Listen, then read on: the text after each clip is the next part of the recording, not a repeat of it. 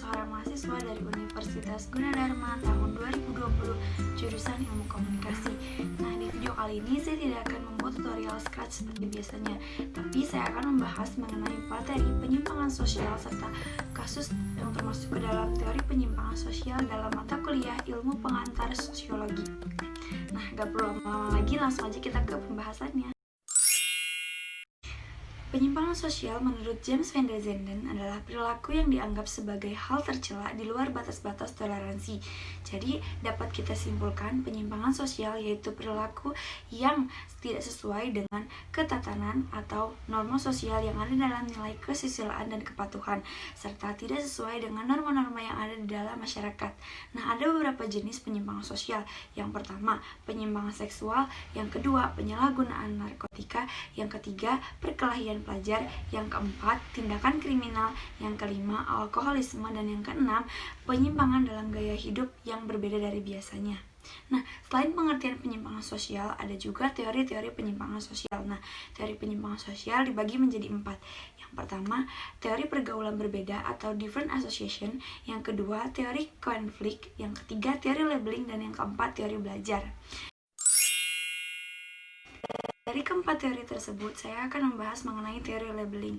Teori labeling dikemukakan oleh Edwin M. Lemert.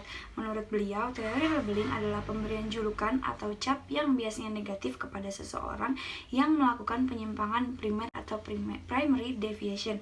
Misalnya, pencuri, pemabok, penipu, pemerkosa, dan sebagainya.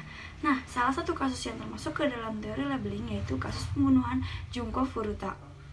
Nah, pasti beberapa dari kalian ada yang pernah mendengar kasus pembunuhan ini, walaupun kejadiannya bukan di Indonesia, tetapi beritanya hampir di seluruh dunia. Saya akan menceritakan sedikit mengenai kasus pembunuhan Junko Furuta ini. Junko Furuta adalah seorang siswi dari sekolah menengah atas di Jepang yang diculik, disiksa dengan kejam, diperkosa berulang kali dan dibunuh pada tahun 1980-an. Nah, kasus pembunuhan ini diberi nama pembunuhan gadis SMA yang terbungkus beton karena tubuhnya ditemukan telah disemen dan disimpan dalam drum beton. Pelecehan ini dilakukan oleh 4 orang remaja laki-laki. Yang pertama, Hiroshi Miyano, Joe Ogura, Shinji Minato, dan Yasushi Watanabe. Ada sekitar 100 orang yang mengetahui tentang penangkapan Junko Furuta ini, tetapi beberapa dari mereka tidak ada yang berani melaporkan ke polisi. Bahkan beberapa dari mereka ada yang terlibat dalam penyiksaan dan pembunuhannya juga. Nah, karena sebagian besar dari pelaku pembunuhan Junko Furuta ini adalah anggota Yakuza. Kenapa kasus pembunuhan Junko Furuta ini termasuk ke dalam teori labeling? Nah, karena salah satu pembunuh dari Junko Furuta ini termasuk ke dalam anggota Yakuza. Nah, yang dimana Yakuza ini dikenal sebagai gangster terkejam dan terjahat di Jepang, atau juga sering dikenal dengan mafia kejahatan di Jepang. Karena ada cap atau label inilah yang disematkan dalam anggota Yakuza, maka kasus pembunuhan Junko Furuta ini termasuk ke dalam teori labeling. Upaya pencegahan penyimpangan sosial perlu melibatkan dari berbagai pihak, yaitu 1. Keluarga. Peran keluarga di sini dari keluarga inti maupun keluarga besar, terutama orang tua. Nah, orang tua merupakan orang pertama yang dijadikan panutan bagi anak-anaknya. Jadi, sebisa mungkin orang tua harus memberikan contoh yang baik kepada anak-anaknya. Yang kedua, peran sekolah. Nah, pihak sekolah juga memiliki peran penting bagi anak-anak remaja, karena sekolah merupakan rumah kedua bagi anak-anak. Contohnya memberikan nilai disiplin, moral, spiritual, dan guru juga harus memberikan teladan yang baik untuk anak didiknya. Yang ketiga, lingkungan masyarakat. Nah, masyarakat juga memiliki peranan penting untuk pencegahan penyimpangan sosial. Lingkungan masyarakat yang sehat dan positif juga akan memberikan dampak positif bagi perkembangan anak-anak. Contohnya, diadakan pengajian 1 RT atau RW, memberikan sanksi sosial kepada masyarakat yang melanggar norma sosial. Nah, yang terakhir, yang keempat, peranan media massa. Nah, media dapat mencegah anak dengan perilaku menyimpang. Setiap orang, khususnya anak remaja, harus dapat memilih media berisi informasi yang baik dan positif untuk terhindar dari penyimpangan sosial.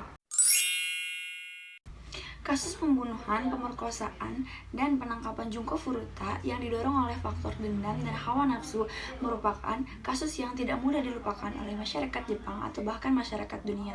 Nah, di sini saya akan memberikan solusi agar tidak terulang kembali kasus seperti pembunuhan Junko Furuta ini. Nah, yang pertama, Solusi yang pertama yaitu menjauhi circle pertemanan yang buruk. Yang kedua, menjauhi hal-hal yang bersifat negatif. Yang ketiga, menjaga penampilan khususnya bagi anak perempuan. Yang keempat, memberikan sanksi atau hukuman kepada anak ketika berbuat salah. Yang kelima, menerapkan prinsip hidup dalam setiap anak. Yang keenam, sebelum melakukan suatu tindakan, alangkah baiknya harus dipikirkan terlebih dahulu. Yang ketujuh, selalu mengikuti kegiatan bimbingan konseling di sekolah. Dan yang terakhir, selalu berdoa kepada Tuhan Yang Maha Esa. Di sini saya akan memberikan sedikit tanggapan mengenai kasus pembunuhan Junko Furuta. Nah, terbunuhnya Junko Furuta tentunya membuat keluarga sangat merasa kehilangan. Terlebih lagi juga merugikan bagi Junko itu sendiri, karena dimana dia seharusnya bisa merasakan kelulusan SMA bersama teman-temannya, tetapi sebelum semua itu terjadi dia telah dibunuh oleh 4 orang remaja laki-laki tersebut. Nah, kasus ini juga dikenal bukan hanya karena kejinya 4 orang remaja laki-laki yang membunuh Junko Furuta, tetapi karena hukuman yang mereka dapatkan terlalu ringan, yang dimana bisa saja mereka ini melakukan kembali tindakan seperti ini kepada gadis-gadis lain di luar sana ya. Tapi semoga saja kasus seperti Junko Furuta ini tidak terulang kembali, baik di Indonesia ataupun di luar negeri. Nah, sekian penjelasan dari saya mengenai materi penyimpangan sosial serta kasus pembunuhan Junko Furuta yang termasuk ke dalam teori penyimpangan sosial ini. Nah, mohon maaf apabila ada salah dalam penyampaian informasinya. Nah, buat kalian yang mau tahu cerita lebih lengkap mengenai kasus pembunuhan Junko Furuta ini, atau mau baca mengenai kasus pembunuhan Junko Furuta ini, linknya bakalan saya taruh di description box. Menonton video ini sampai akhir.